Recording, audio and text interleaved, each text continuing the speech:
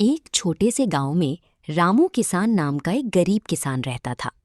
उसकी दुनिया बस दो चीजों पर टिकी थी, उसकी छोटी सी जमीन और उसका इकलौता बैल मोती। मोती कोई साधारण बैल नहीं था। सफेद चमकदार शरीर, बड़ी बड़ी शांत आंखें और माथे पर काला निशान। गांव वाले कहते थे, रामू का मोती तो इंसान से भी ज्यादा समझदार है। रामू की पत्नी गौरी और उसका छोटा बेटा चंदू भी मोती को परिवार का सदस्य मानते थे। सुबह होते ही रामू सबसे पहले मोती के पास जाता, उसके माथे पर हाथ फेरकर कहता, चल मेरे साथी, आज फिर मेहनत करनी है। मोती जैसे उसकी बात समझ जाता, वो हल में खुद ही गर्दन डाल देता। एक साल गांव में भयंकर सूखा पड़ गया। खेत सूख गए, कुएं खाली हो गए, किसानों के घरों में खाने तक के लाले पड़ गए। गांव के कई किसान अपनी बैल और गाय बेचने लगे, लेकिन रामू ने मोती को बेचने से साफ मना कर दिया। गौरी बोली, घर में अनाज नहीं बचा, बच्चे भूखे हैं, मोती को बेच देंगी तो कुछ दिन गुजारा हो जाएगा। रामू की आंखें भर आईं। मोती सिर्फ बैल नहीं है गौरी, ये हमारा सहारा है, इसे बेच दिया तो हम टूट जाएंगे।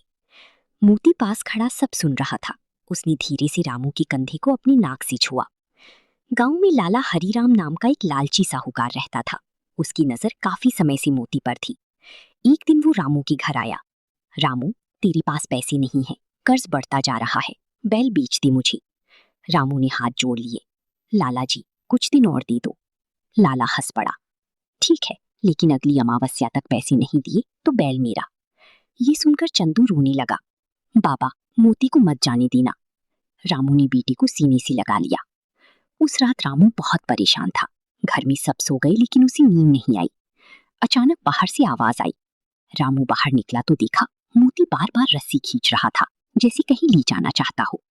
रामू उसके पीछे पीछे चल पड़ा। मोती उसी गांव के पुरानी सूखी कुएं के पास ले गया। वहां जमीन थोड़ी गीली थी। रामू को आश्चर्य हुआ। उसने फावड़ा लाकर खुदाई शुरू की। थोड़ी देर बाद मिट्टी से पानी निकलने लगा। रामू खुशी से चिल्लाया, पानी, पानी मिल गया। पूरा गांव इकट्ठा हो गया। सब हैरान थे कि मोती ने सूखे में पानी ढूंढ निकाला। उस पानी से रामू ने अपने खेत बचा लिए। धीरे धीरे दूसरे किसानों को भी पानी मिलने लगा। गांव में फिर हरियाली लौट आई। लोग कहने लगे, ये बैल नहीं, भगवान का वरदान है। लेकिन लालची साहूकार की नीयत और खराब हो गई। एक रात लाला हरिराम ने अपने आदमियों से कहा, आज रात मोती को चुरा लो, इतना समझदार बैल मेरे पास होना चाहिए। आधी रात को दो आदमी चुपके से रामू के घर पहुंचे। उन्होंने मोती की रस्सी खोली, लेकिन मोती जोर जोर से आवाज करने लगा। चंदू की नींद खुल गई। बाबा, कोई मोती को ले जा रहा है। रामू दौड़कर बाहर आया। गांव वाले भी इकट्ठा हो गए। चोर भाग गए, लेकिन जाते जाते उन्होंने मोती को चोट पहुंचा दी। मोती जमीन पर गिर पड़ा।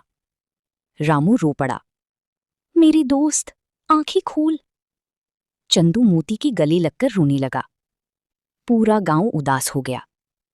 गांव की बूढ़ी वैद्य ने आकर कहा, अगर सुबह तक इसे होश नहीं आया तो शायद ये बच नहीं पाएगा। रामू पूरी रात मोती के पास बैठा रहा। वो बार बार कहता, तू ठीक हो जा मोती, मैं तुझे कुछ नहीं होने दूंगा। सुबह सूरज की पहली किरण मोती के चेहरे पर पड़ी। धीरे धीरे उसने आंखें खोली। चंदू खुशी से चिल्लाया, बाबा, मोती उठ गया। पूरा गांव खुश हो गया। मोती धीरे धीरे खड़ा हुआ और सीधा रामू के पास आकर सिर झुका दिया। रामू की आंखों से आंसू बहने लगे। गांव वालों को पता चल गया कि चोरी के पीछे लाला हरिराम का हाथ था। सब पंचायत में पहुंचे। सरपंच ने गुस्से में कहा, जिस इंसान में जानवरों के लिए दया नहीं, वो इंसान कहलाने लायक नहीं। लाला को गांव छोड़ने की सजा मिली। समय बीतता गया। रामू के खेत लहलहाने लगे। उसकी मेहनत और मोती की वजह से गांव खुशहाल हो गया। एक दिन चंदू ने पूछा, बाबा, अगर मोती नहीं होता तो? रामू मुस्कुराया और बोला, बेटा, जिंदगी में सच्चा साथी मिल जाए तो इंसान कभी गरीब नहीं रहता। मोती पास खड़ा जैसे सब समझ रहा था।